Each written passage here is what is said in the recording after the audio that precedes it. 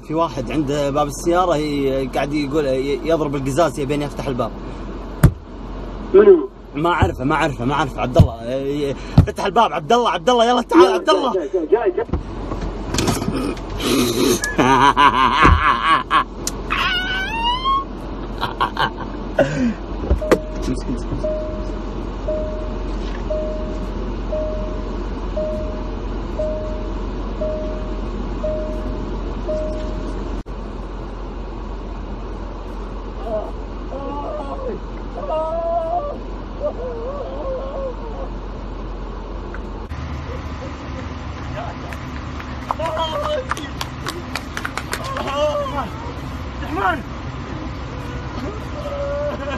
عبد الرحمن وشيك؟